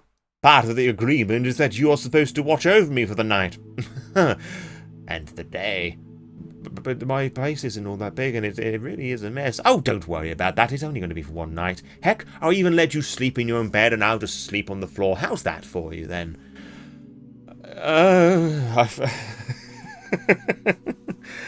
They've become more fucking anxious than depressed, honestly, but I think that's just going to feed into this, because I think that they, you know, just wanted to have some time to themselves, or maybe spend some time with their ally, i.e. their partner, who I'm going to call Ali, or Ellie, because fuck it, why not? Do they actually have any plans, actually? Just decide with the Oracle, do they have any plans? I'm actually going to make this like a deeper roll here, because I think that this could become a bit spicy, so let's just roll with a yes, or no. That is yes. Yes, and I think we're going to get a bit more determined here, like try and force our way through this. Well, yeah, I do have a problem with that, actually. I was going to meet up with a coterie member to talk Camarilla business, and this is clearly a fucking lie. So we're now going to perform manipulation and subterfuge. For us, that's going to be a difficulty of 7. I'm going to roll that against a fucking dice pool. I'm going to say this is 7 because they are an elder. I feel this is something they're going to have a read on. For us, this is a difficulty pool of 6. No, it's not a difficulty of 5. I've misread for appearance for just a moment. So 2 plus 5, difficulty 7. Let's roll our dice and see what we get. Actually, I'm going to spend a point of willpower again, just to give myself a success here that can't be cancelled out by 1s. That is great, because even when we take one of the dice away with a 1, we are left with 1 on the character sheet, 1, 2, 3, 4 successes. I can fucking count, and 2 of them were 10s as well. So 4 successes. That ain't bad. So let's have a look now at what our grandsire Maximus is going to give us when we roll his pool of 7. And I hadn't talked much about his appearance. I think he just looks very much the same how he presented to us, but just not as grotesque, so to put it earlier on. He's going to be doing it 6. Oh, he did not do very well. That is a lot of 1s. So he's going to take away 3 dice, which leaves with 2 successes. Okay, so they fucking buy it then. It's like, oh, well, I certainly don't want to intrude, especially if it involves the prince, I'm sure. I can locate another locale, but what is this business that you speak of? Oh, it's going to make a descriptor and focus roll here. and see what we come up with. 21 is going to give us the result of Hunt. Oh, fucking hell. I did wonder when combat was going to come into this. 4 and 5, 45 rather, is inventive. Hunt inventive. Oh, well, just, there's just been some hunters about. Yes, there's some hunters, and our prince wanted to keep an eye on them, and we just wanted to chat about there's a strategy to defend ourselves. They've become a lot more fucking nervous than I intended, but they're dealing with some very fuckery situations here, and I don't want my granddaddy sire to influence us, you know, because my sire, your child's dead, and I'm free as a bird. It's all nod. I see. That is understandable. I cannot argue with that. Suppose I can find something for the night. Yep, you said that a moment ago. And I think in their brazen, like, newfound friendship, you're not going to, like, replace my sire, are you? Because that would just be a bit mean. I'm not going to decide this with an oracle thing with a simple yes or no, because I think that despite the newfound friendship, as it were, this may become into a different avenue, like watching out for them and like protecting them, like giving them the lessons that the child/sire didn't do. What's this going to be? This is going to be charisma and empathy, I think, which is not a good role for us, despite our caregiver demeanour. That's 4, it's alright. Again, burning that willpower. I do not want the fucking sire to have any say over this. This is just more or less to convince them not to basically fuck off. I would do this at difficulty 7 because we're basically asking an elder vampire who someone's above our station to not do this. But with the situation at hand, on top of our depression and us worrying about a future, about what happens if they tell us to, you're our bitch now, essentially, I'm going to make this difficulty 8. But we've got a success with that willpower, so that's something at least.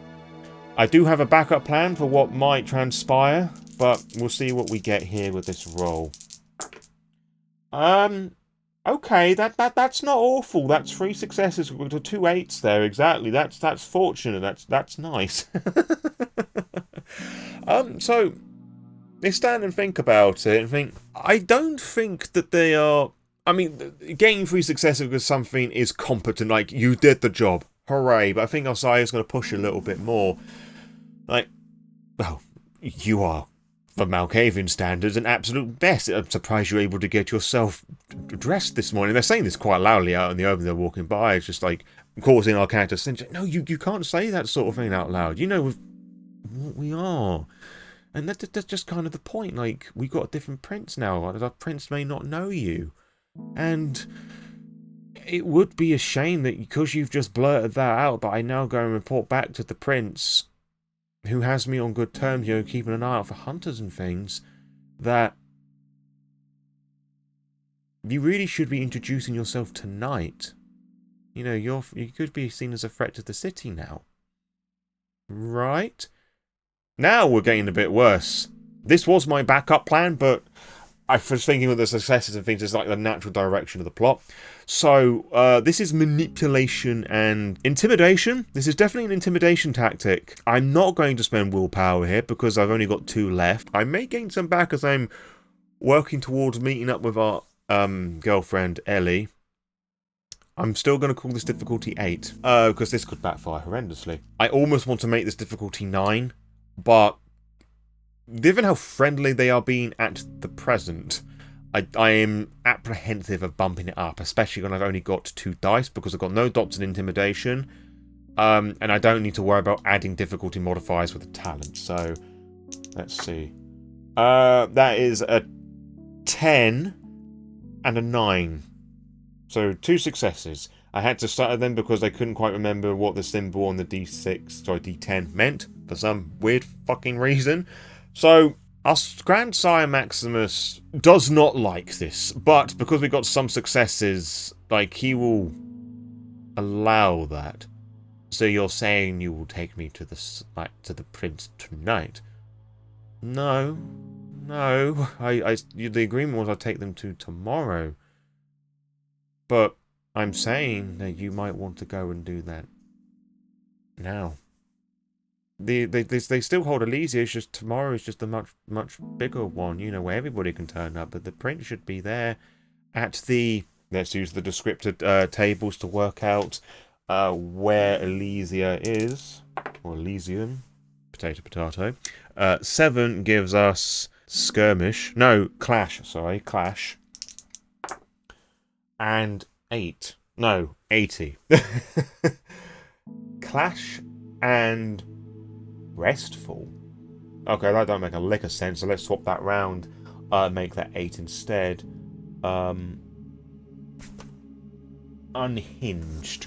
I'm gonna say that the location for Elysium is like some facility, like an arena of some sort where they're gonna be hosting a UFC like cage fighting sort of thing. Because that is indeed unhinged. And they're gonna be the arena, and they're just going to be setting things up, so it will have less people around you, less people to judge you, because it would be awful if the other, and they start to go off like that. Yeah, I understand. Very well, you have convinced me, and what a vigilant, upstanding member of society. They hesitate, not wanting to say Camarilla, or even infer with the Ivory Tower, which is a nickname given to it, and other forms of capitalism. I have to say, maybe my son, and he will do like a big fucking wink like that, brought you up better than I thought. I suppose I should give you some healthy reward for this, shouldn't I? If you want, I won't argue. And I think they just like shove a load of gems at them to go and sell, which will probably bump up their resources a little bit. If you ever need an assistance with anything, I would certainly do my best to assist thee. Ta-ta. Pat on the head. Maybe a little tuffle the messy hair. Like getting their finger caught because they haven't brushed it out properly. And they just like saunter off down into the night. Just maybe whistling a little ditty tune. Just leaning into the Malkavian vibes a little bit. I'm going to say that these dots are actually... So what I'm going to do now, I'm going to roll on a d4 to see how many dots of resources these gems is going to acquire me. That just seems to make sense because we've got 1 in resources, there's 4 lefty spaces left, and it's probably the easiest way of determining how wealthy these gems are.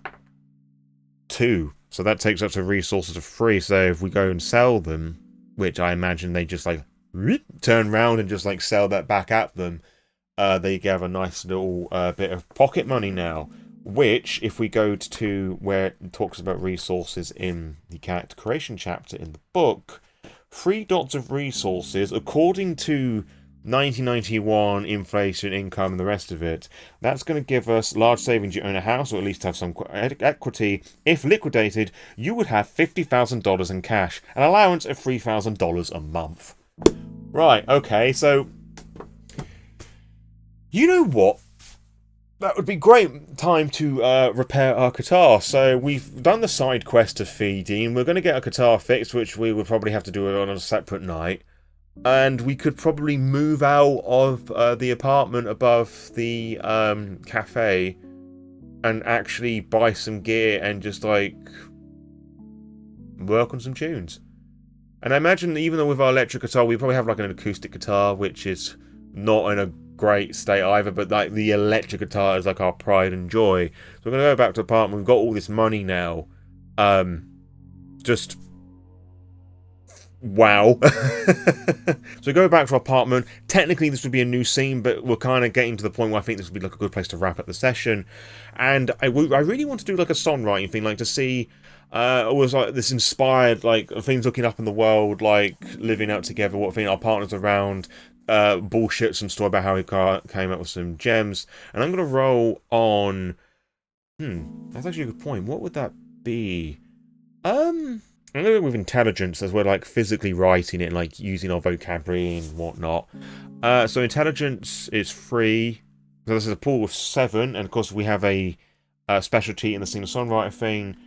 We are going to be rolling any 10s that we get. 1, 2, 3, 4, 5, 6, 7. Okay, I see 2 1. That's not great. So that's going to remove 2 successes. We got 1 success from that, so it's not the end of the world. Like, sort of struggling a little bit. You know, I didn't count this in the roll, but maybe that we're just sort of the sudden high of getting all this money is like being swallowed by depression, and that's sort of like making us feel really fucking frustrated with things. And our partner's just there being really supportive, however the best they can. You know, giving us some space, or like hugging us and keeping us safe, making us feel safe rather. We just can't quite get through this big thick wall of like custard of jank. So sort of coming round full circle now, as I said a moment ago, and I think this is a good place to wrap up the session, as I alluded to just a moment ago. And very interesting story, a lot of frenzying, not any combat, thank fuck, because of how poorly optimised we were for combat, and I'm very glad that we actually managed to get on well with our grandsire, like bring him round, as it were, and convince him somehow to fucking introduce himself now, rather than this whole big fucking Elysium reveal. But we're still in this jank space where, okay, we've got all this money, but we can't really do much with it at the moment, because, you know, time and whatnot. Our partner will do that, and I'll say that they're ghoul. I can't remember if I said that earlier on. But they are. So they'll do that as we sleep through the day. But we're still not going to be able to get very far, and music equipment and like is really expensive, and it's only going to take another frenzy attempt to you know, potentially trash something, so hopefully that's not going to happen for a while. And yeah, I'm not going to carry on with this as like an actual play thing. I might do in the future with like a different character with like a full Chronicle of 1st edition Vampire. I'm quite happy putting this character to rest, and I've had a lot of fun using this mat, which sort of leads me on to the review portion of this.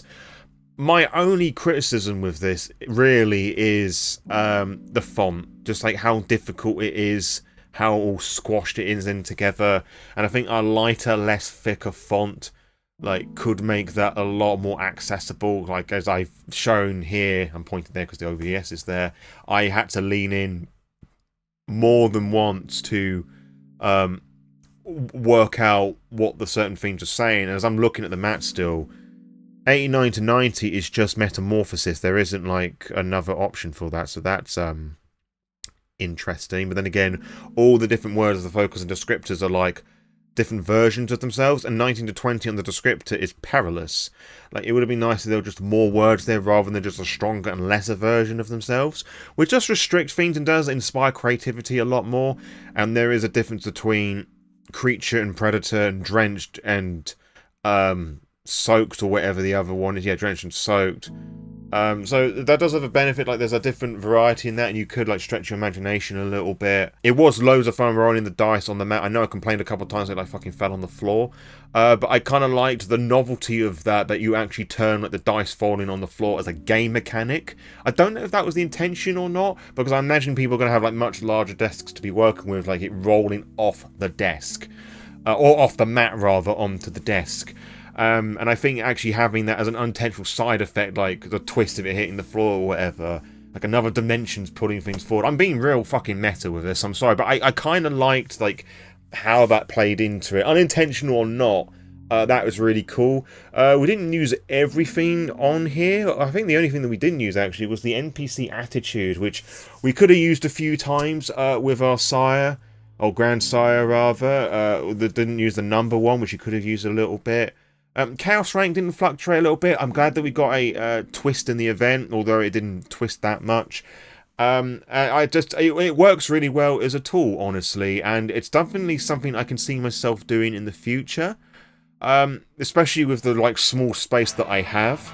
Like having a large number of books is just difficult to manage, and I didn't actually need to write anything in the end. And like I like to have game master screens as well, so that might just take up some space as well. So having that there and like bringing a book over, opening that, and not having to move like too much around is actually going to be really useful. So I can actually see this for actual players, at least. I can see myself using this quite a lot. With my own solo stuff, I don't typically do the stuff up here in my room. I do it like downstairs with a slightly smaller desk, funny enough.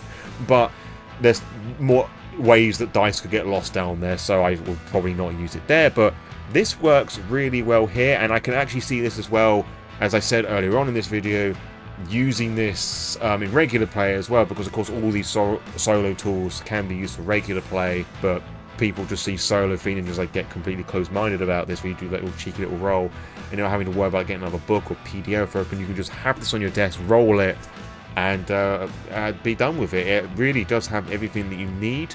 There aren't many complicated modifiers and things, the like probability stuff, despite the focus and descriptor stuff particularly being difficult to read. But in my case, it's not too difficult to solve. I just have to lean forward.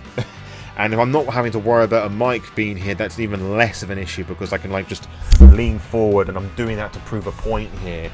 Over the top, I know, but I don't have to worry about like knocking into things and like making microphone noises and stuff. So not the end of the world, but I can also see this being an issue for people who have accessibility issues. And sometimes a magnifying glass isn't going to help out all the time. So really, other than that, I don't have any complaints with it. Oh, there's also the target number thing that I didn't use at all. I can see that being used for like tokens and tracker things, like turnarounds and things, or with the Walking Dead, like the threat meter stuff, or the Alien RPG with supplies. I can just put that there and just spin the thing round, or get a dice and just flick around that every so often. So that can be useful, because I tend to forget there's certain things. But yeah, I'm really impressed by this, Turk. You've designed a really cool solo system and tool. I think the Chaos rank like pays homage to the Mythic stuff nicely. Although I'm probably being really fucking blind about where you actually start. But with Mythic you start on 5, so there's just an assumption that you start on 5. I don't know. But then again, because it doesn't say, you can just put it wherever you want. Like, if you're starting a scene and you're like in the middle of the action and you're losing, you might not want to put it on 5, because that just shows that you are in control, and actually you might want to put that down to like 4 or 3. And there are other older Mythic source books where it does recommend different starting points as well. So I like the flexibility that has as well, and not specifically saying you have to start on this number. So yeah, go and check out the Solo Jar if you want like a really simple solo tool that just like is going to take up desk space and looks cool, feels nice. And I can actually also just see this me taking this to fucking games I run at conventions, honestly. It's just a really cool thing. You should go and support Turk and go and grab this, go and grab his other bits of merch as well. And do check out the various Vampire the Masquerade stuff down in the description below, and support me as well if you want some of these books and Games Master screens. Because if you purchase them with those affiliate links, I get some of the money back because I'm an affiliate on Drive4RPG, and it means that you get cool shit like this and books, and I get books and shit, and it's all in your favour really. And if you get the Solo Jar thing, you're going to be supporting Turk and those at the Grouch Couch. This isn't sponsored or anything. I don't have any fancy affiliate codes. This is purely because Turk's announced that he had made this thing.